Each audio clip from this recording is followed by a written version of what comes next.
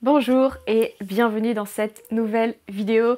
Aujourd'hui, ça va être un format un peu particulier. Je vais moins vous apporter un enseignement comme je fais actuellement, mais je vais plutôt vous apporter un retour d'expérience de ce que je peux vivre actuellement. Donc je vais vous parler un peu de ce que je vis actuellement qui me remue beaucoup depuis quelques semaines, on peut même dire quelques mois maintenant.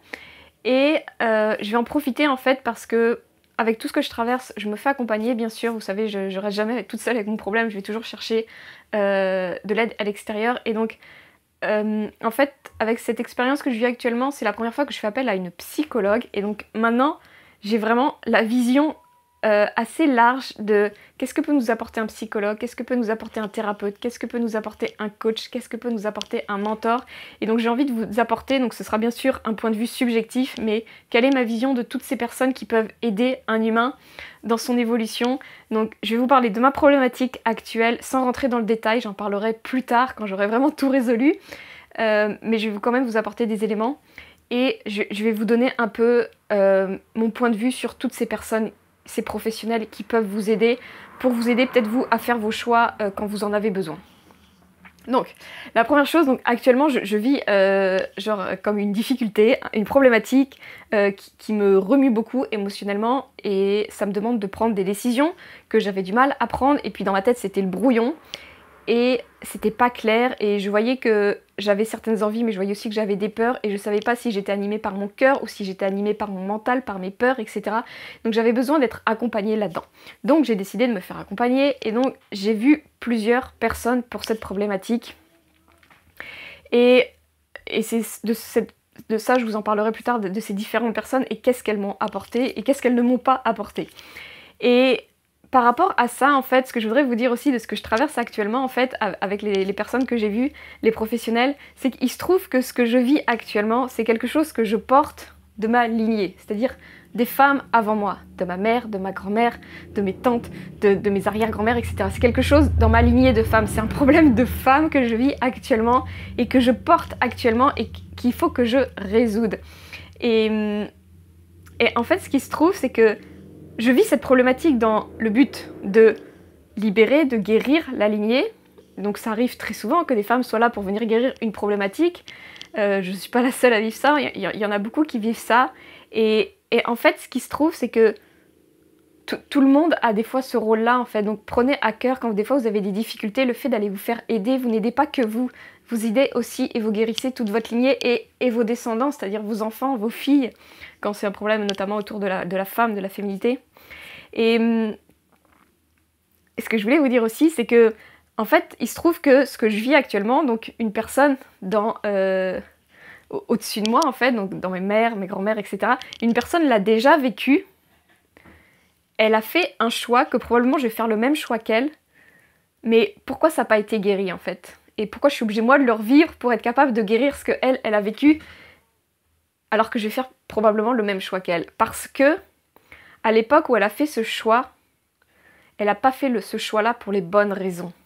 Donc en fait, des fois, l'idée, c'est pas de faire un choix, c'est de faire un choix pour les bonnes raisons. Et là, il se trouve que moi, le choix que je décide de faire, c'est que je vais faire ce choix-là pour moi. Et donc souvent, c'est un choix qu'on trouverait égoïste. C'est un choix, on dirait, mais elle pense qu'à elle. Et en fait, c'est ça souvent le meilleur choix. C'est de faire le choix pour soi, ce qui est le mieux pour soi, en oubliant peut-être ce que va penser la société, en oubliant peut-être qu'est-ce qui est bien, qu'est-ce qui est mal, mais d'être capable de faire un choix parce que c'est ce qu'il y a de mieux pour nous, pour ce qui est important pour nous, peu importe ce que les autres pourraient penser, peu importe les répercussions que ça pourrait avoir par rapport à l'extérieur, mais d'être capable de faire un choix parce qu'on sait que c'est ce qu'il y a de mieux pour nous, pour notre cœur, pour notre âme, pour ce qu'on a envie de créer dans notre vie, etc. Et donc c'est ça que je voulais vous dire aujourd'hui, quand vous faites des choix, faites ces choix. Des fois on va faire le même choix, deux personnes vont faire le même choix, mais finalement l'une va faire ce choix-là pour une raison et l'autre va faire ce même choix mais pour une autre raison. Et des fois, le fait que la raison soit la mauvaise, eh ben ça va créer des problématiques, c'est-à-dire que ça va rester un problème. Et ça peut se répercuter comme ça de génération en génération, ou même dans sa propre vie, on va revivre le même problème parce qu'on l'a pas fait, on n'a pas pris la décision pour les bonnes raisons. Donc ça, c'était la première chose, en tout cas, que je peux vous dire actuellement sur ce que je vis, la problématique ou le challenge que je traverse actuellement aujourd'hui. Deuxième chose que je voulais vous dire, donc, c'est que à travers cette expérience, c'est la première fois que je vois un psy, et donc maintenant, jusqu'à maintenant, j'avais jamais vu de psychologue, et c'était que à travers les clientes que j'accompagnais, qui me parlaient qu'elles voyaient des psys, que je m'étais fait un peu une idée de qu'est-ce que c'était qu'une psychologue. Maintenant que j'en ai vu une, alors j'ai pas vu une très grande expérience, hein, mais je peux déjà un peu plus parler en connaissance de cause, mais tout en gardant bien sûr ce que j'ai déjà entendu par rapport à mes clientes. Donc une psychologue, globalement ce qu'on m'avait dit moi c'est, une psychologue c'est pratique parce que, quoi, c'est bien parce que ça va pouvoir t'aider à vider ton sac. Tu vas pouvoir t'exprimer, tu sais que tu vas pas être jugé, donc bien sûr si on prend une psychologue professionnelle, hein, qui va pas être dans le jugement, etc., qui va être dans l'accueil, etc., donc, ce qu'on me disait souvent, c'était bien une psychologue parce que j'ai permis de déballer mon sac, mais ça m'a pas fait plus avancer que ça. Donc ça, c'est des retours que j'avais eu. J'ai eu aussi d'autres retours de femmes que j'ai pu accompagner par des psys, qui avaient été accompagnées par des psys, ou qui étaient accompagnées par une psy en même temps qu'elle était accompagnée par moi, et qui se trouve que, en fait, elle a arrêté de voir cette psychologue parce que, en fait, tout ce qu'on a fait ensemble, ça a résolu tout ce qu'elle faisait avec cette psychologue depuis 3 ans. Il y en a eu aussi pendant 5 ans, elle a vu une psy, et en 3 mois d'accompagnement, on a réglé le problème. Donc j'avais déjà cette vision qu'avec la psychologue, ça avance pas bien vite. Oui, ça permet de déballer son sac, mais ça nous permet pas de passer à l'action, ça nous permet pas de débloquer nos blocages. Et donc finalement, oui, on a déballé son sac, oui, peut-être on a une clarté un peu plus grande, mais on n'arrive pas à avancer en fait, on reste bloqué quand même si on a un peu plus conscience de la situation, on reste bloqué dans la même situation. Et il se trouve que moi, quand j'ai fait appel à cette psychologue, c'est un peu ce qui s'est passé, c'est-à-dire que ça m'a fait du bien, j'ai parlé pendant 1h30, j'ai déballé mon sac de toute cette problématique là qui était le farfouille dans ma tête, mais au final, ça a pas changé les choses, je suis restée au même point. Et en fait, ce que j'en conclus aujourd'hui, c'est que, alors peut-être si on fait avec une psychologue pendant des années, ça va peut-être aider à changer, mais encore, de ce que j'ai vu de mes clientes, ça n'a pas forcément aidé énormément. La psychologue, en fait, elle va vous laisser dans la même situation, elle va vous aider à vider votre sac, mais elle va pas vous faire passer à l'action, elle a juste accès à votre mental. Et vous, grâce à la psychologue, vous allez mettre de la clarté dans votre mental, mais vous restez au niveau du mental. Et donc ça vous permet pas d'aller bien loin, en fait, dans le travail sur vous-même. Contrairement au thérapeute. Donc maintenant j'ai parlé de thérapeute. Ce que j'appelle thérapeute, pour faire large, c'est tous ces praticiens qui utilisent un peu plus l'énergétique. Donc soit ce sont des guérisseurs, donc je parle de guérisseurs de l'âme, hein, pas forcément d'une maladie, mais voilà, ils utilisent des pratiques énergétiques, des nettoyages énergétiques, peut-être ils ont accès à votre inconscient en tirant des cartes, ou eux-mêmes peuvent canaliser des entités qui leur permettent d'avoir accès à votre âme ou à votre inconscient, vous voyez, ce genre de personnes-là. Donc, ces personnes-là, ce qui est intéressant, c'est que du coup, on s'arrête pas juste au mental. On va pouvoir exprimer notre problématique. Là, on va peut-être un peu moins parler, parce qu'on va laisser le thérapeute nous dire ce que lui, il reçoit comme information, de ce que lui, il voit au niveau de notre âme, au niveau de notre inconscient. Et donc du coup, ça va nous permettre des fois d'y voir un peu plus clair au-delà du mental. Parce que avec la psychologue, encore une fois, je trouve que, en tout cas moi ça a été mon cas, et puis les femmes que j'ai pu accompagner, je vois que c'est ça, c'est qu'on reste au niveau du mental, on n'a pas accès à ce qui se passe derrière, et c'est bien dommage parce que souvent c'est ce qui se passe derrière qui est vraiment important et qui nous bloque dans notre vie. Donc avec la thérapeute, ce qui est génial, c'est que très rapidement on a accès à l'inconscient, et donc on a accès à des informations qu'on n'est pas capable de voir, sauf si on a l'habitude. Donc moi j'ai un peu plus facilement accès à ce qui se passe dans mon inconscient parce que je travaille depuis maintenant pas mal de temps, donc j'avais déjà eu des briefs d'informations, mais très rapidement en fait mon problème c'est que j'étais revenue au niveau du mental, et puis notamment avec cette psy, j'étais à fond sur le mental, et donc je m'étais mis une bonne couche de mental, alors que au premier abord c'était mon inconscient qui était venu me parler, en tout cas quand j'ai eu cette problématique là. Donc le thérapeute, ce qui est intéressant, c'est qu'il va vous remettre au niveau de votre inconscient. Qu'est-ce qui veut vraiment votre cœur? Qu'est-ce que veut vraiment votre âme? Qu'est-ce que vous voulez vraiment à l'intérieur de vous? Qu'est-ce qui serait vraiment bon pour vous? Ça, vous allez y avoir accès avec ces thérapeutes-là, ou peut-être ils vont avoir accès, ils vont pas forcément vous dire grand-chose, mais ils vont être capables de guérir des problématiques inconscientes qui vous empêchent, donc qui vous bloquent, et donc vous allez pouvoir les débloquer, et donc du coup ça va changer les choses dans votre vie un peu plus rapidement, sans peut-être forcément que vous ayez accès à l'inconscient, sans forcément que vous preniez conscience exactement de tout ce qui se passe, mais le fait d'avoir fait ce soin énergétique va vous libérer quelque chose et va vous permettre d'avancer plus facilement.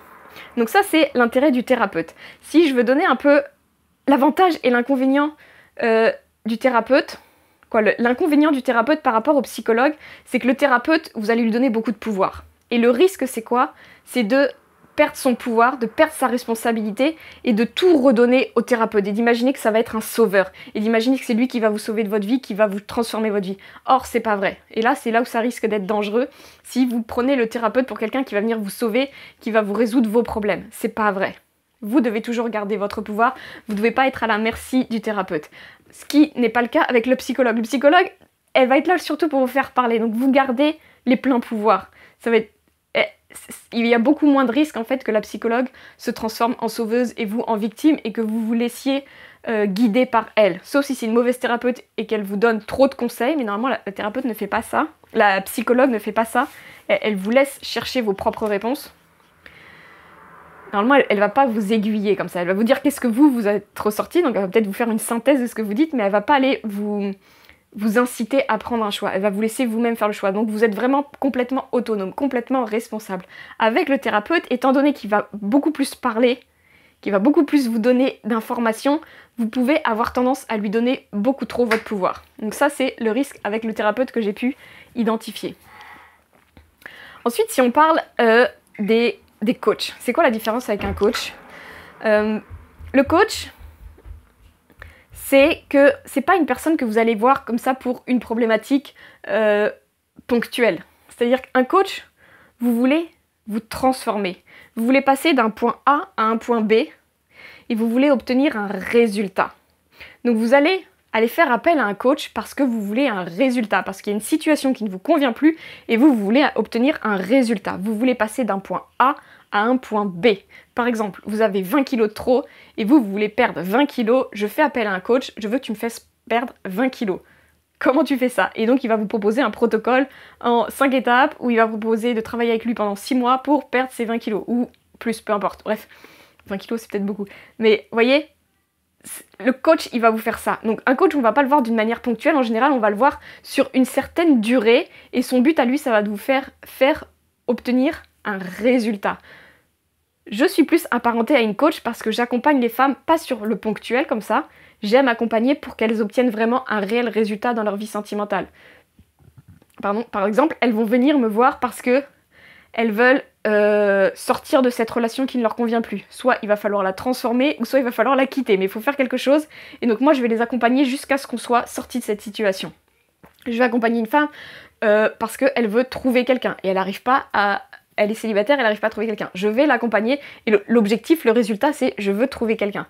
Donc vous voyez, on passe d'un point A à un point B dans le but d'obtenir un résultat. Une femme qui est toujours en train de répéter les mêmes schémas répétitifs, soit au sein de son couple ou soit avec les personnes qu'elle rencontre, elle veut sortir de ce schéma-là. L'objectif, je vais vous accompagner pendant 3 mois pour sortir de ce résultat, de sortir de cette situation et obtenir un résultat. Je n'attire plus ce genre d'homme. Ou je n'ai plus ce même scénario répétitif dans ma relation. C'est fini, c'est terminé. Donc un coach va vraiment vous accompagner souvent pour obtenir un résultat bien précis. Et donc ça ne se fait pas sous une séance, mais sur une période déterminée. Donc souvent c'est un budget plus conséquent pour travailler avec un coach. Parce que c'est quelqu'un qui vous accompagne personnellement sur une certaine durée. Il est normalement assez disponible pour vous accompagner tout au long de cette période pour obtenir ce fameux résultat. Donc ça c'est plutôt le coach. Un coach, si on s'arrête au terme très carré du coaching, normalement le coach ne fait que vous poser des questions et à travers ces protocoles de questions qui sont des séquences de questions, il vous fait rentrer inconsciemment, doucement dans votre inconscient pour faire ressortir ce qui a besoin d'être ressorti pour vous permettre d'obtenir le résultat. Moi j'utilise pas que des outils de coaching, donc il y a des coachs énergétiques, on va dire un peu plus peut-être, où il y a tout type de coaching maintenant, où on va utiliser tout un tas d'outils pour nous permettre d'obtenir ce fameux résultat. Donc moi je me suis formée à plein de choses, au tantra, à la sexualité, à l'énergétique du lieu de vie, à l'énergétique de l'humain, au coaching plus traditionnel, etc. Donc j'ai plein d'outils et je suis capable d'aller piocher pour toutes les femmes que j'accompagne, ce qui est le mieux pour lui permettre d'atteindre ce fameux résultat. Donc ça, ce sont les coachs.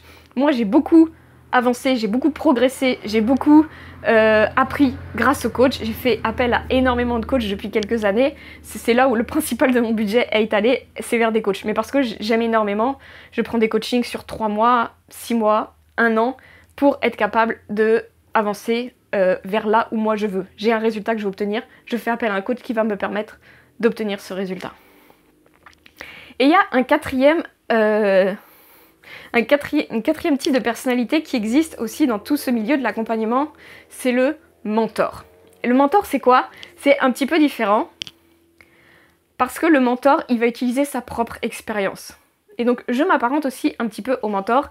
Et c'est quoi l'intérêt du mentor? C'est que il va pas forcément utiliser d'outils, le mentor. Quand il est dans sa posture de mentor, le mentor, il va être là plutôt pour enseigner, pour transmettre. On pourrait dire que là, en ce moment, je suis en train de mentorer si je parlais vraiment de mon expérience. Ce que j'ai fait un petit peu au début du live, je parle de ma propre expérience et qu'est-ce que j'en ai retiré. Et j'espère que ce que je peux en retirer et transmettre, ça va apporter quelque chose aux autres, qui vont être capables ensuite d'avancer eux-mêmes dans leur propre vie. Quand je fais ça, ça s'appelle du mentorat. Donc j'aime énormément faire de mentorat, moi dans mes accompagnements. J'avais créé une chaîne l'année dernière, en septembre dernier, où je faisais quasiment que du mentorat. Je transmettais par rapport à ma propre expérience que je vivais pour être capable d'aider les femmes que j'accompagnais. Donc cet audio qu'elle recevait tous les jours, c'était du mentorat en continu pour pouvoir grandir à travers ma propre expérience ou l'expérience de mes clientes, ce qu'elles pouvaient vivre, etc. Ça faisait un sujet pour transmettre. Donc le mentor, il va utiliser sa propre expérience. Ce qui est très différent d'un psychologue qui en général n'a pas vécu ce qu'on vit et donc c'est très difficile pour lui de se mettre dans notre peau, etc. Le mentor, ce que j'aime beaucoup, et j'aime beaucoup moi prendre des accompagnements avec des coachs qui sont aussi mentors, c'est-à-dire que ils ont vécu ce que moi je veux vivre. Ils ont atteint le résultat que moi je veux atteindre. Ils sont capables, je peux leur poser toutes les questions. Et toi comment? Et toi comment? Et toi comment t'as fait? Et toi qu'est-ce qui s'est passé à ce moment-là? Et comment t'as vécu ça, etc. Ils vont me donner leur retour d'expérience et j'adore ça.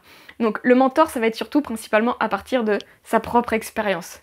Voilà tous les types de thérapeutes ou d'accompagnants qui existent. À vous après d'aller voir qui vous aimez, qui vous appelle, qui vous attire. Je voudrais finir avec le mentor. On peut payer un mentor.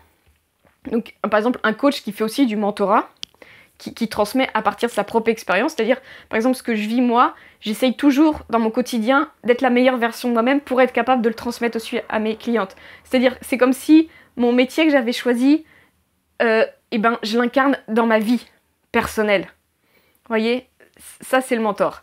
Et ce genre de mentor, vous pouvez en trouver donc des payants, que vous allez payer, mais le mentor c'est aussi cette espèce de guide spirituel que vous pouvez trouver dans votre vie quand vous y êtes prête, quand peut-être vous en avez fait la demande, quand vous avez la forte envie d'avoir ce mentor auprès de vous. Il peut se manifester à vous de manière un peu spontanée et ça va être quelqu'un que vous allez rencontrer, peut-être quelqu'un de plus âgé. Donc moi j'ai eu la chance de rencontrer une mentor à un moment donné, mais j'en ai déjà eu avant même, mais il y a 2 ans à peu près. J'ai rencontré une mentor, donc c'était une femme de 80 ans, avec qui je suis toujours en contact d'ailleurs, et régulièrement je fais appel à elle, et là c'est pas une question de... je suis pas sa cliente, c'est une femme que j'ai rencontrée personnellement, et qui est là pour me guider parfois, qui va me donner des conseils, mais très rikiki comme ça, et c'est moi d'être capable d'aller récupérer toute la richesse de ce qu'elle est capable de me donner, et ensuite de passer à l'action par rapport à ce qu'elle va me donner. Donc le mentorat, il peut y en avoir de différentes sortes. Ça peut être quelqu'un qui va vous inspirer, auquel vous allez faire appel, que vous allez pouvoir consulter, mais de manière gratuite. C'est quelqu'un qui va se trouver sur votre chemin et qui va être là pour vous guider, comme un guide spirituel un petit peu. Et puis il y a le mentor auquel vous allez faire appel pour ses services dans le cadre d'une relation professionnelle. Voilà tout ce que je voulais vous transmettre autour de tous ces accompagnants. Peu importe en fait ce que vous allez choisir, dans tous les cas, je pense qu'il n'y en a aucun qui est mauvais. Sauf si vraiment c'est un mauvais parce qu'il ne respecte pas l'éthique, parce qu'il ne respecte pas son côté professionnel, il va pas mettre suffisamment de distance avec vous, il va y avoir trop un lien d'amitié, tout ça. Bref, il y a plein de travers qui peut se mettre en travers de la relation avec son client. Mais à partir du moment où il reste professionnel, où il est bon, peu importe lequel ça va être, même le psychologue pour lequel vous voyez je suis pas très fan, ce sera jamais mauvais.